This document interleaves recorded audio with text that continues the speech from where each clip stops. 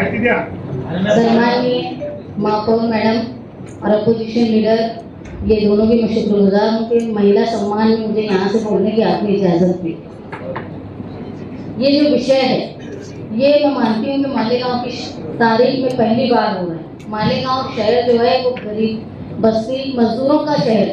यहाँ कारपोरेशन की जो हॉस्पिटल है, जनरल हॉस्पिटल है, वहाँ की पोजीशन नहीं है कि हम लोगों का बेहतर इलाज कर पाए, क्योंकि हमारा स्थापना खर्चा इतना है जिसकी वजह से भर्ती नहीं हो पाती।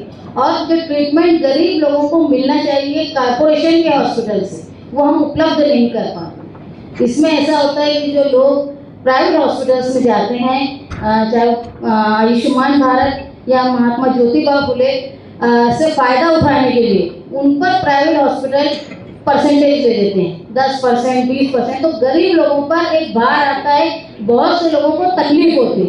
अगर ये योजना मालेगांव शहर के कॉरपोरेशन के हॉस्पिटल से होने लगे तो सबसे अहम बात ये होगी कि कॉरपोरेशन जो खर्च कर रही है मेडिसिन पे और डॉक्टर्स पे, वो सब हमारा खत्म हो जाए। एक तरह से हमारा स्थापना का खर्चा कम हो जाएगा, कॉरपोरेशन का खर्चा कम हो जाएगा और गरीब लोगों को बेहतर इलाज होगा। इसमें मैं आपको ये बता दूं कि एक अहम मसला ये आता है हामला औरतें और उनकी सर्जरी का। तो सबसे ज़्यादा तकलीफ औरतों को आती है, रिफ़र करते हैं उनको नासिक धुलिया। उसमें टाइमिंग लेट हो जाने की वजह से, डिसीजन लेट हो जाने की वजह से, ब्लड प्रेशर बढ़ जाने की वजह से बहुत से लोगों का, बच्चों का या माँ का देहांत हो जाता है। अगर हम हमारे हॉस्पिटल से ये सुविधाएं शुरू कर देंगे तो ये माना जाएगा कि भाई जो मरने वालों की तादाद है या उनको केयर करने के लिए आपको जल्दी वक्त मिल जाए। इसके बाद ऑर्थोपेडिक सर्जरी जो है वो करने के लिए हमारे यहाँ सुविधा नहीं है, हमारे हॉस्पिटल में नहीं है। प्राइवेट हॉस्पिटल में लोग जाते हैं, यहाँ से ऑर्थोपेडिक सर्जरी भी हो पाएगी। एक सबसे अहम इशू होता है कि अगर सरकारी अपने हॉस्पिटल में बच्चा पैदा होता है लेकिन उसके बाद उसकी केयर के लिए NICU नहीं है हमारे हॉस्पिटल में, और ना ही हमारे पास बच्चों का तज्ञ हैं जो उनको देख पाए, उनकी केयर कर पाए। ये सारी योजना आने के बाद हम जो है हमारे हॉस्पिटल से बच्चों को एडमिट भी कर लेंगे और वो हमारे कॉर्पोरेशन पे भार नहीं हो।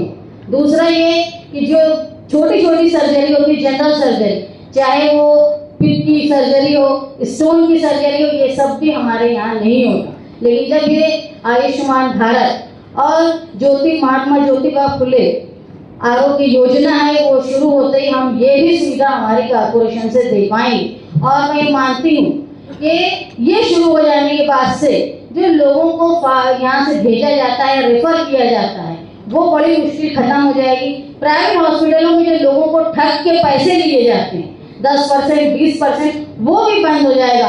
और ये एक तोहफा होगा कि 2 अहदेदार यहाँ महिला बैठी हैं, तो हमारी तरफ से महिलाओं को, पुरुषों को, गरीबों को और मालेगांव शहर के साथ साथ एक ऐसे मामला है कि जो पंत प्रधान योजना है उसमें ऐसा है कि तुमको सिर्फ प्रॉपर मालेगांव के लोगों को नहीं, अगर उत्तर भारत से कोई मालेगांव आता है या कोई दूसरे राज्य से भी मालेगांव आता है तो हम कॉर्पोरेशन की तरफ से उसका इलाज मुफ्त में कर सकते हैं, जिससे पहले उपलब्ध नहीं था। तो मैं आप लोगों से रिक्वेस्ट करती हूँ कि ये बहुत बड़ा कदम है और ये एक हमारे लिए एक नई तारीख बनाने वाला है। आप सब जो है हमारी इसमें सहयोग करें।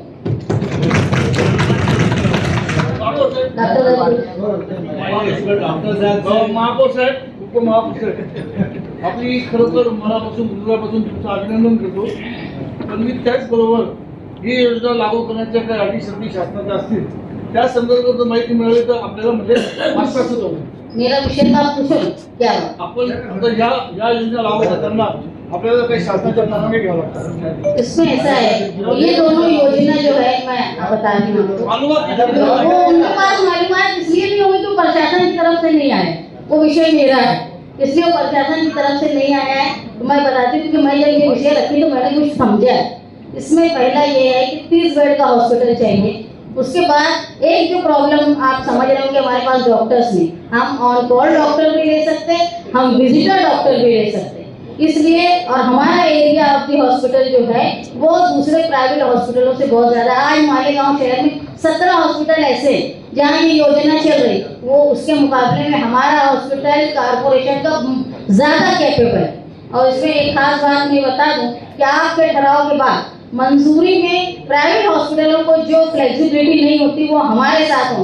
मलेरिया के पेशेंट, डायरिया के पेशेंट, डेंगू के पेशेंट के लिए प्राइवेट हॉस्पिटल में ये योजना में कोई भी उनको रकम वापस गवर्नमेंट की तरफ से नहीं मिलती। लेकिन हम अगर हमारे कॉर्पोरेशन के हॉस्पिटल से, लोकल सेल्फ गवर्नमेंट के हॉस्पिटल से करेंगे तो मलेरिया, डेंगू और जनरल बीमारी ओपीडी छोड़ के बाकी सबका हमारा सही सुविधा में आए। और इसका फायदा वाडिया हॉस्पिटल, हाउ नजरारी हॉस्पिटल, दयाने हॉस्पिटल और विठल राव, साथ ही विठल राव काले हॉस्पिटल में हम ये काम कर सकते हैं। और आगे रमजानपुरा और अली अकबर हॉस्पिटल में काम तामीर के बाद हो। आपण ही योजना मंजूर करतोय, पण ही योजना मंजूर करताना जसं तुम्ही सांगितलं की सर्जन अवेलेबल नाही होत, पण मग नुसती योजना मंजूर करून होणार आहे का?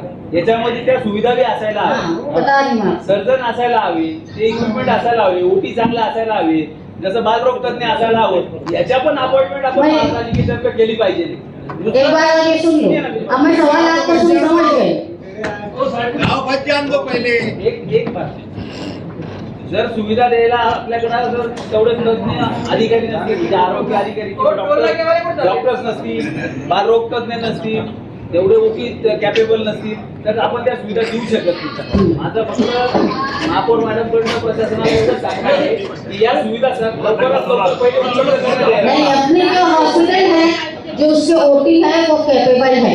दूसरा, आप जो डॉक्टर्स के बारे में बोल रहे हैं, डॉक्टर्स अपने परमानेंट डॉक्टर को इसकी जरूरत नहीं, हम ऑन कॉल डॉक्टर भी रख सकते हैं। अभी तक जो प्रॉब्लम ये आता था कि बड़ा भार कारपोरेशन की तरफ था, जिसके लिए हम कैपेबल नहीं थे, डॉक्टर्स आते नहीं थे। जब गवर्नमेंट की तरफ से पैसा आएगा तो एक डॉक्टरों की टीम रेडी है जो काम करने के लिए तैयार है।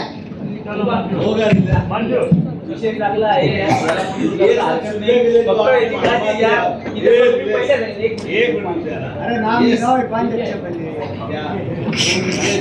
वो आपने हाउस से पाहिजे इतनी बातें करनी है, सुविधा आएंगे तो स्टूडेंट क्या खर्च क्या आएंगे, ये महापालिका करेगी, शासन करेगी, गवर्नमेंट करेगी। और इसके लिए आपसे जैसे आपने अभी बोला है कि प्रशासन तरफ से विषय नहीं आया, ये विषय मेरी तरफ से आया, बराबर है। इसमें दोनों मैडम बापू साहब वो आपने दिया, बापू साहब ने दिया, इसके लिए पूरी मालूमात ही देना, पूरा करना। जो हमारे हॉस्पिटल की कैपेसिटी है, जो कंस्ट्रक्शन है, कंस्ट्रक्शन हमारा तैयार है। आज जो है तकरीबन वाडिया भी तैयार है, हाउस अंसारी रनिंग है, दयाने हॉस्पिटल रेडी है, साथ ही विठल काले हॉस्पिटल भी जो है वो रनिंग है। इसमें हमको जो पिछला हमारी महासभा थी, हमने उसमें आरोग्य के इंस्ट्रूमेंट के लिए एक अलग फंड रखा था। उस फंड में ही हम कैपेबल हो जाते हैं, हमको सब सुविधा मिल जाएगी गवर्नमेंट से, ये पॉलिसी हमको ये मिल जाएगी, इसलिए कोई एक्स्ट्रा खर्च की जरूरत नहीं है। उल्टा जो हर महीना तुम हॉस्पिटल के खर्चे करते हो, डिलीवरी के लिए, बच्चे जो एडमिट होते हैं उनके लिए, जो मलेरिया के पेशेंट आते हैं, डेंगू के, डायरिया के, वो सारा खर्चा तुम्हारा खत्म हो जाएगा ये योजना आने के बाद। विषय मंजूर करो, दूसरा विषय लो, चलो दूसरा विषय लो। ठीक है भैया, विषय का मगर अच्छा उसमें बात चल रही, अच्छा विषय आया है, तो सिर्फ वो यही नहीं रहा भैया कि महिला के साथ साथ सभी लोगों के लिए, जैसे उसमें जायज सी बात है, तुमने स्टोन का बताया, तो हमारा बोलना कान है, नाक है, आँख है, वो भी है, जैसे दांत है ना, तो ये हर चीज ENT आए थे, जनरल सर्जरी सब होगी। मान भाई का बोलने का मतलब है तुमने महिला की बात करे, हमारे लोगों का क्या? महिलाओं को ही होता है यार, सब कुछ चेकअप बदलो। हर महात्मा का अवसर के अंदर हर काम का होता है, चाहे वो हमारे यहाँ पे वो सारे डॉक्टर्स नहीं, लोगों का निकालेंगे तो हम साथ करेंगे। ठीक है, ठीक है, आपको उसमें क्या बोलना है? मेरा ये बोलना है कि जैसे भी हमारे यहाँ पे यहाँ आप ये समझ लो, ऑर्थोपेडिक मतलब जो हड्डी का इलाज होता है वो महिला पुरुष सबके लिए है। उसके बाद बाकी जनरल सर्जरी भी ये सबके लिए। महिला की बात इसलिए मैं की कि सबसे ज्यादा लोड हमारे हॉस्पिटल से महिलाओं की डिलीवरी और सर्जरी का होता है और बच्चों का, इसलिए मैंने उसको मेंशन किया। लेकिन यहाँ तक कि इसमें हार्ट सर्जरी भी हो सकती है, इसमें जो है वो कैंसर का इलाज हो सकता है, लेकिन अभी हमारे हॉस्पिटल ये कैपेबल नहीं है, इसलिए ये बात नहीं हो रही। दूसरा बड़ा फायदा ये है कि हमको यहाँ वेंटिलेटर में अगर हमने उपलब्ध कर दिया तो वो भी हम वेंटिलेटर में रख सकते हैं। और सबसे अहम बात, मालेगांव शहर में किडनी के पेशेंट बहुत ज्यादा होते जा रहे हैं। समर्थ हॉस्पिटल में 8 डायलिसिस मशीन है, 18, उसमें वो हर वक्त बिजी रहती। अगर हम हमारे यहाँ से शुरू करेंगे तो वो एक सुविधा हमारे यहाँ से फ्री में डायलिसिस की भी सुविधा शुरू हो जाएगी। डॉक्टर का पैनल हमारे पास है जो ऑन कॉल और विजिटर डॉक्टर हमारे पास आने के लिए तैयार है। इस सुविधा आने के बाद, क्योंकि उनको पैसे मिलेंगे गवर्नमेंट से, तो क्यों नहीं आएगा कोई, यही मसला था ना अभी तक। या हा महत्वपूर्ण विषयावर चर्चा करण्यासाठी मी इथे या ठिकाणी उभा आहे। सर्वप्रथम अतिशय चांगला विषय आणलेला आहे, त्याबद्दल आमचं समर्थन आहे। पण त्याचबरोबरीने आपण हे पण बघायला पाहिजे की आता आपण समाजवादी पार्टीला नांदेला तुमची और आमची विचारधारा एकच आहे। तर उदार आर्थिक धोरण स्वीकारण्याच्या याच्यात आधी आपले उद्योगधंदे त्या पद्धतीचे होते का, आणि त्याच्यानंतर मग आपण जागतिक स्पर्धेमध्ये उतरायला हवं असे त्यावेळेस समाजवादी म्हणायचे।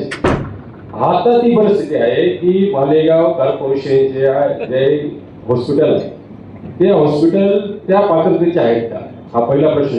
जसं तुम्ही आता सांगितलं की या योजनांसाठी जे मार्क्स पाहिजे ते मार्क्स आपल्या हॉस्पिटलला नाही। आता मी तुम्हाला सांगतो ना, 2022-23, 23-24 आणि 24-25 या मागच्या 3 आर्थिक वर्षामध्ये आपण वैद्यकीय सुविधांवर 0 रुपये खर्च केले। मागच्या 3 वर्षामध्ये आपण पिसाळलेल्या कुत्र त्याच्यावर उपचाराला 0 रुपये खर्च केलेले। रेबीज त्याच्यासाठी आपण सिव्हिलला किंवा मग धुळ्याला पाठवायचं। आज ही परिस्थिती काही फार चेंज झालेली बदललेली असे काही दिसत नाही। हा मुद्दा चांगला आहे, अत्यंत योग्य आहे, पण ते आपल्याला जे करत असताना हे भान ठेवायला हवं की या योजना केव्हा येतील। मालेगाव शहरामध्ये असे अनेक हॉस्पिटल आहेत की त्यांच्याकडे सर्व सुविधा आहेत तरी त्यांनी योजना घेतली, त्या योजनेला पात्र ठरत नाही। तर आपल्याकडे काहीच नाही, म्हणजे आता पदनिर्मिती करायला पाहिजे आपण। मी मागं इथल्या डोलारे साहेबांना 2 बिलियनचे की आपण त्या ठिकाणी, पण पदनिर्मिती नाही, ते काय करते पदनिर्मिती आपल्याला करायला पाहिजे। ऑन कॉलवर ह्या योजना रन होतील आणि सक्सेस होतील हे आपण समजून घेणं थोडंसं दिवा स्वप्न ठरेल। माझी विनंती फक्त एवढंच आहे की आपल्याला ताकद द्यायची आहे। आता 1 कोटी रुपये आपण जवळपास वैद्यकीय सुविधांसाठी राखीव ठेवलेले आहे, तर त्या संदर्भात ते हॉस्पिटल त्या पद्धतीने आपल्याला उभे करावे लागतील आणि त्याच्यानंतर ह्या योजना आपण सुरू करू। आणि त्या अगोदर जर पदनिर्मिती होत असेल, जर अनेक पदनिर्मिती, मला तर वाटतं की फक्त आपल्याकडे MBBS एकच आहे, म्हणजे बाकीचं तर गोष्टच नाही, बोंबाबोंब आहे। तर ही का म्हणून लोक आपल्याकडे येतील, म्हणजे उगाच आता तर ठीक आहे तिथं बाकीच्या ठिकाणी टक्केवारी होत असेल किंवा काय, पण जर महापालिकेच्या याच्याने मोठ्या गाजावाजाने आपण हे सुरू करावं आणि तिथं जर उपचारच होत नसतील किंवा ते डॉक्टर्स नसतील तर ते आपण तोटावर पडण्यासारखं होईल। म्हणून हे धोरण राबवताना आपण सगळ्या गोष्टींचा विचार या ठिकाणी करावा। आणि तरीही आम्ही तुमच्या ह्या प्रयत्नांना तुमच्या सोबत आहोत, फक्त ही गोष्ट आपल्याला ह्या गोष्टी दिनेश भाऊ, पहले तो ये सब जो सवाल कर रहे हैं इसमें एक बात भी समझ लो कि इसमें कोई हमको इन्वेस्टमेंट नया करना ही नहीं है। जब तुम समझ रहे हैं हमारी माली पोजीशन अच्छी नहीं है कॉर्पोरेशन की, ये हमको नया कोई इन्वेस्टमेंट जो हमने पिछले बजट में पिछले महासभा में जो तय किया था उसमें ही हमारा काम हो जाने वाला है। आपको ये बताऊं, ये लिस्ट में आपको दूंगी जो 17 हॉस्पिटल मालेगांव में चल रहे हैं इस योजना से, आप जाके वहाँ की स्थिति और हमारे कॉर्पोरेशन के हॉस्पिटल इनसे लाख दर्जे बेहतर है हमारे हॉस्पिटल।